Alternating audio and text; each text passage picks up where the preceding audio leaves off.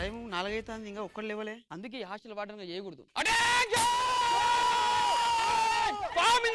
వీడు ఈ టైప్ లో తగిలాడేంటి? Bhaskar sir, what is theta? ఏం లేదు సార్, ఇప్పుడు వీడు ఉన్నాడు, వీని గెలుపుతాడు, వానికో తీట. నువ్వు ఉన్నావు, కెమిస్ట్రీ టీచర్ని గెలుపుతావు, నీదో తీట. ఎవరి తీట అంది? అనవసరంగా ఎదవనైపోయానా? What is NASA? NASA sir, ఇప్పుడు నువ్వు మాకు పెడుతున్నావు చూడు, అదే నాసా సార్.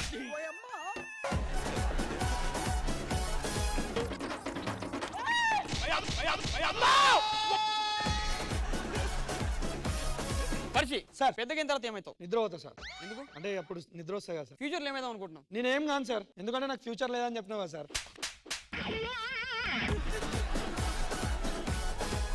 అరే రియాజ్, మనం కూడా ముంబై పోదాం రా, ఏదో మార్పులు వస్తాయి. మనం ముంబై పోయినా దుబాయ్ పోయినా ఏం రావురా. లాభం ఉంది కదా, ఇద్దరు ఒకే టికెట్ లో వెళ్ళొచ్చు. నాన్న, రాత్రి పూట చన్నీళ్ళతో స్నానం చేయలేకపోతున్నాను నాన్న. ఎండాకాలం ఏ నీళ్ళతో చేస్తే తోలు ఊడిపోద్ది.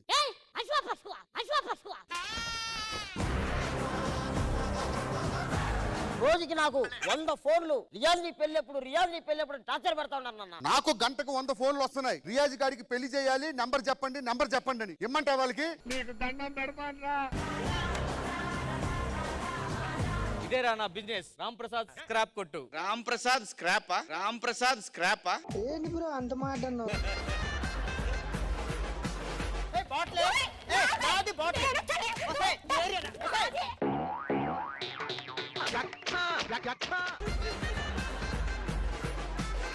ఏమండి?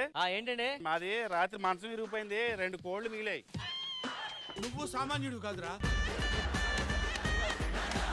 మంచాలు ఇరిగిందండి. రాత్రి ఐపీఎల్ మ్యాచ్ జరుగుతుంది కదా, వాళ్ళ బ్యాటింగ్ చూసి విపరీతంగా ఎంజాయ్ చేశానండి, అంతే ఇరిగిపోయింది. ఇంకేం తెచ్చావా? తెచ్చానండి. ఇదిగో ఈ సాప్ మొత్తం సిరిగిపోయింది చూడండి. ఆటగాడు మావాళ్ళ ఆటగాడు కాదు.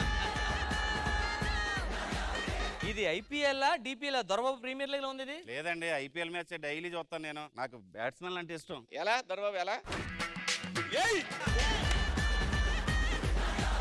దొరబాబు గారు, ఐపీఎల్ ఈ క్రికెట్ మ్యాచ్లు గ్యాప్లు వస్తాయి కదా, అవును. అప్పుడేం చేస్తారు? BPL, Bangladesh premier league.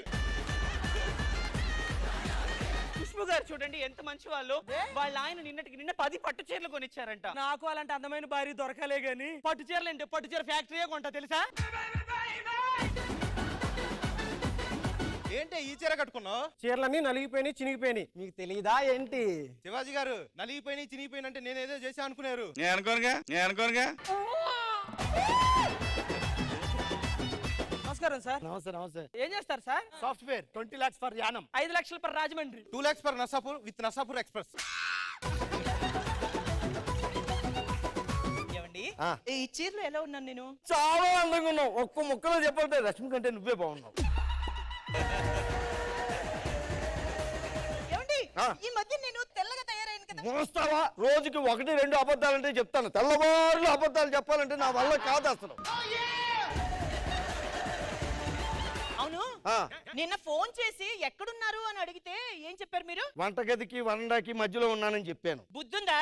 ఇంట్లో ఉన్నానని చెప్పొచ్చుగా. వస్తే మొద్దు మొహమా ల్యాండ్ లైన్ కి ఫోన్ చేసి ఎవరన్నా అడుగుతాడు అసలు?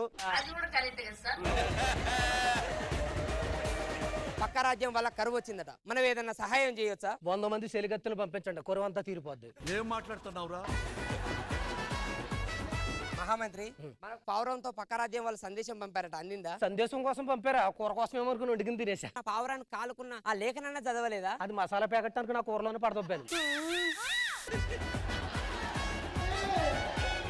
ఈ తెలివి పరీక్ష పెడతాను. ఇతనే మా ఆస్థాన కవి. తిని ఎలా చెప్తాడో మీరు ఆస్ట్రీస్ అలానే చెప్పాలి. ఉప్పు కప్పు రొంబు నొక్క పాల్గొన్ను చూడు చూడు జాన వేరయ్య పురుషు వెంది వేరయ్య పుష్సరాభిరామై నిరయేమా. ఉప్పు కప్పు రంబు ఒక్క పోలిక నుండి చూడరు జాడ వేరయ్య. వాడిలా చెప్పండి, మీలా కాదు. మీలా మేము కూడా చెప్తాం.